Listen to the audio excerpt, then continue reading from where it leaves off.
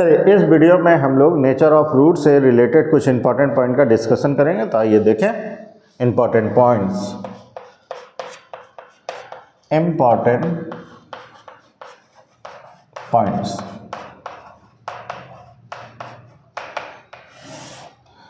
तो एक general quadratic equation हम लोग ले लेते हैं ax square plus B x plus c equal to 0, जिसका दो रूट मान लेते हैं, एक अल्फा और एक beta. For quadratic equation ax square plus B x plus c equal to 0 whose roots are alpha and beta, let us suppose. ठीक है, तो फर्स्ट पॉइंट हम लोग देखते हैं कि अगर इस क्वाड्रेटिक इक्वेशन में b 0 हो जाए हमारा, यानी लीडिंग b 0 हो जाए मीन्स लीनियर टर्म का जो कोफिशिएंट है अगर वो हमारा 0 हो गया तो क्या होगा। तो हम लोग चूंकि जानते हैं अल्फा प्लस बीटा हमारा क्या होगा, माइनस बी बाई ए होगा।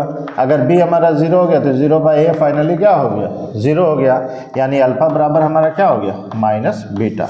तो अगर किसी क्वाड्रेटिक इक्वेशन में मिडिल टर्म का कोफिशिएंट अगर 0 हो जाए, यानी लीनियर टर्म का कोफिशिएंट अगर हमारा 0 हो जाए, तो रूट्स मैग्नीट्यूड में तो इक्वल होंगे बट दोनों के साइन अपोजिट होंगे। तो यहाँ पे लिखेंगे roots are equal in magnitude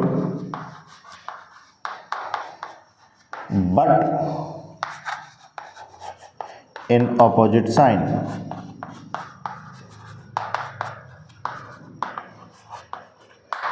दूसरा पॉइंट है कि अगर किसी क्वाड्रेटिक इक्वेशन में कांस्टेंट टर्म हमारा 0 हो जाए, यानी अगर किसी क्वाड्रेटिक इक्वेशन में c अगर हमारा 0 हो जाए, तो वैसे सिचुएशन पे क्या होगा, हम लोग जानते हैं कि अल्फा इंटू बीटा क्या होता है, c बाई ए, और अगर c 0 हो गया तो अल्फा इंटू बीटा क्या हो जाएगा, 0 होगा, यानी यहाँ से अल्फा 0 हो जाएगा या बीटा 0 हो जाएगा। तो अगर किसी क्वाड्रेटिक इक्वेशन में कांस्टेंट टर्म हमारा 0 हो जाए मीन्स उस क्वाड्रेटिक इक्वेशन में एटलीस्ट एक रूट 0 होगा। तो लिखेंगे at least one root is 0 and other root will be, दूसरा रूट हमारा क्या होगा, दूसरा रूट हमारा माइनस बी बाई ए होगा। कैसे होगा, तो चूंकि अल्फा प्लस बीटा हम क्या जानते हैं, माइनस बी बाई ए जानते हैं। अगर हमारा अल्फा मान लिया 0 है तो 0 प्लस बीटा हमारा क्या हो जाएगा, माइनस बी बाई ए। यहाँ से पता चला कि बीटा हमारा क्या हो गया, माइनस बी बाई ए। तो अगर किसी क्वाड्रेटिक इक्वेशन में कांस्टेंट टर्म हमारा 0 हो जाए तो उस क्वाड्रेटिक इक्वेशन का एटलीस्ट एक रूट हमारा 0 होगा और दूसरा रूट हमारा माइनस बी बाई ए होगा। जो इंपॉर्टेंट पॉइंट है हम लोगों को याद रखना चाहिए।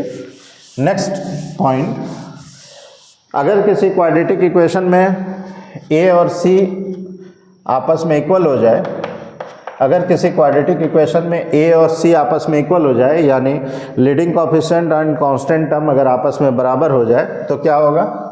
तो हम लोग जानते हैं कि अल्फा इंटू बीटा हमारा क्या होता है, c बाई ए होता है।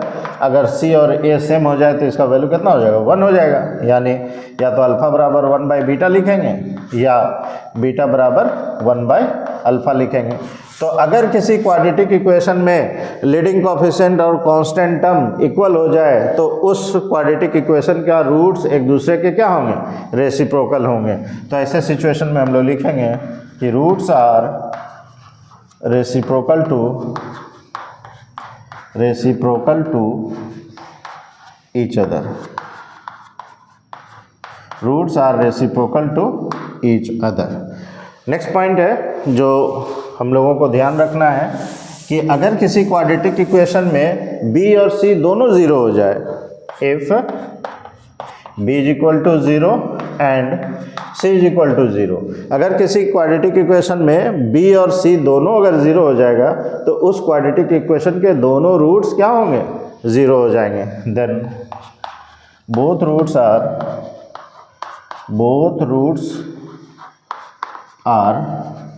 0, दोनों रूट्स उसका क्या होगा, 0 हो जाएगा।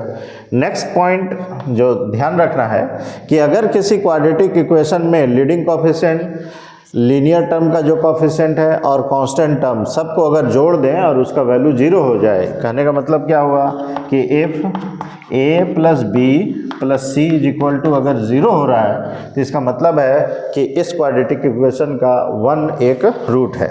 Then 1 is a root of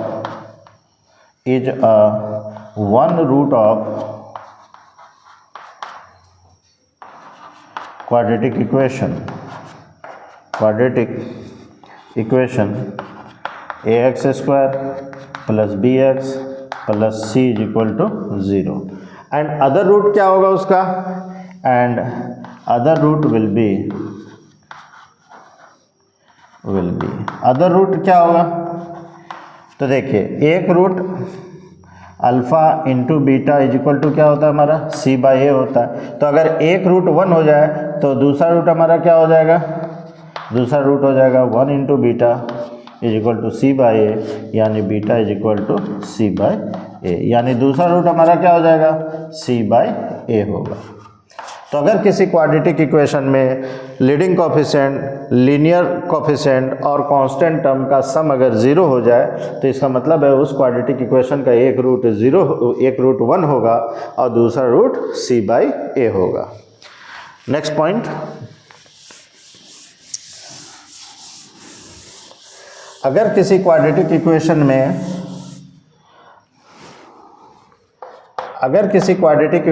A X square plus B x plus C is equal to 0 है, अगर इस क्वाड्रेटिक इक्वेशन में more than 2 value of X अगर सेटिस्फाई कर रहा है, यानी एक्स का 2 से ज़्यादा वैल्यू अगर सेटिस्फाई कर रहा है, तो फिर ये क्वाड्रेटिक इक्वेशन हमारा आइडेंटिटी कहलाएगा। If more than